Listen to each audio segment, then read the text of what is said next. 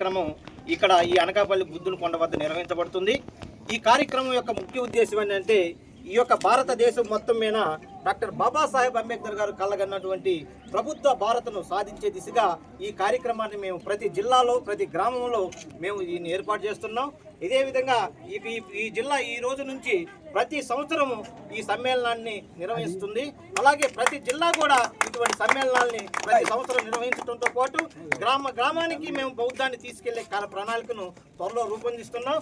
మరి ముఖ్యంగా విషయం ఏంటంటే ఈరోజు ఈ యొక్క భారతదేశంలో ఉన్నటువంటి బర్నింగ్ ఇష్యూ ఏంటంటే మహాబోధి మహా సొసైటీని బ్రాహ్మణ మహంతులు తమ ఆధీనంలో తీసుకొని ఈ యొక్క దేశంలో మనువాద వ్యవస్థను ఆ యొక్క ఈ భారతదేశానికి శిరస్సు వంటైనటువంటి ఆ బోధగైలో జ్ఞానాన్ని ఏదైతే ఈ దేశానికి ప్రసాదించినటువంటి ఆ బోధగైని వాళ్ళు ఆక్యుపై చేసుకొని మనల్ని అంధకారంలో నెట్టేసేసి ఈ దేశాన్ని చీకటమయం చేయాలనేటువంటి ఆ కృతంత్రాలను మేము ఎలుగుతీస్తూ ఈ రోజు నుంచి అంటే రేపు 10వ తేదీ నుంచి నేను రాష్ట్ర వ్యాప్తంగా అన్ని జిల్లాలతో కలుపుకొని మహా ధర్నాలు, అదేవిధంగా రాష్ట్ర రోకాలు, నిరసన కార్యక్రమాలు, ఆమరణ నిరాహార దీక్ష కార్యక్రమాలని రేపు 10వ తేదీ నుంచి ఆంధ్రప్రదేశ్లో స్టార్ట్ చేశాం.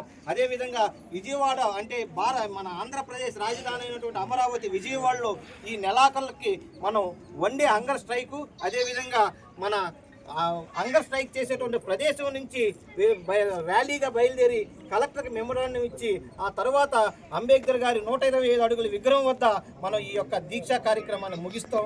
ఆ కార్యక్రమాన్ని చలో విజయవాడ త్వరలో పిలుపునిపోతున్నాను. కాబట్టి ఈ యొక్క ఆంధ్రప్రదేశ్లో ఉన్నటువంటి బుద్ధిస్టులందరూ కూడా దీన్ని గుర్తెరిగి ఈ యొక్క కార్యక్రమాన్ని జయప్రదం చేయండి. అదేవిధంగా మన లక్ష్యం వచ్చేసి బౌద్ధం.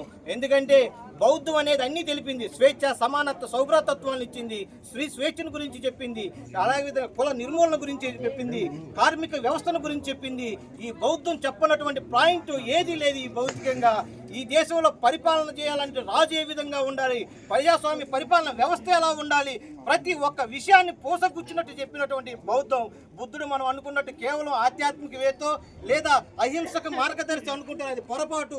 ఈ దేశంలో ఉన్నటువంటి రుగ్మతను చీల్చి చెండాలినటువంటి గొప్ప విప్లవ యోధుడు తథాగత గౌతమ్ బుద్ధుడు. ఆయన ఆదర్శంగా తీసుకొని మనం ముందుకెళ్ళినట్లయితే మనం ఈ దేశంలో మనం పోగొట్టుకున్నటువంటి అశోక రాజ్యాన్ని మళ్ళీ తిరిగి మనం ఈ దేశంలో పాదుగొలుపుతాం. కాబట్టి మీరందరూ కూడా ఈ విషయంలో సహకరించి మీరు ఆ Buddhist society of India Andhra Pradesh ఎమ్మడి మీరంతా నడుస్తూ మా ఈ సంఘాన్ని డాక్టర్ బాబాసాహెబ్ అంబేద్కర్ గారు 1954లో ఏర్పాటు చేసినటువంటి సంఘం, ఆయన కళ. ఏ తండ్రి కూడా తను చనిపోతూ చివరి కోరిక తన కొడుకుని నా యొక్క ఆశయాలు నిలబెట్టమంటాడు. అదేవిధంగా 1956 తర్వాత ఆయన చనిపోతూ నా ప్రజలు, నా జాతి ప్రజలు అవసరమైతే ఈ భారతదేశాన్ని ప్రభుత్వ భారతదేశంగా చేయడానికి తమ ప్రాణాలైనా లెక్క చేయకుండా కృషి చేస్తారని చెప్పి ఆ మహానుభావుడు ఇచ్చినటువంటి మన తండ్రి గారైనటువంటి అంబేద్కర్ ఇచ్చినటువంటి ఆ చివరి కోరిక నెరవేర్చడానికి గాను మేము ఈ బౌద్ధ కార్యక్రమాన్ని చేపట్టి ఈ దేశాన్ని త్వరలో బౌద్ధమయం చేసి అశోకుడు సాధించినటువంటి రాజ్యాన్ని మళ్ళీ తిరిగి మేము సాధిస్తామని చెప్పి ఈ యొక్క పత్రికాముఖంగా తెలియజేస్తున్నాను. నమో బుద్ధాయ.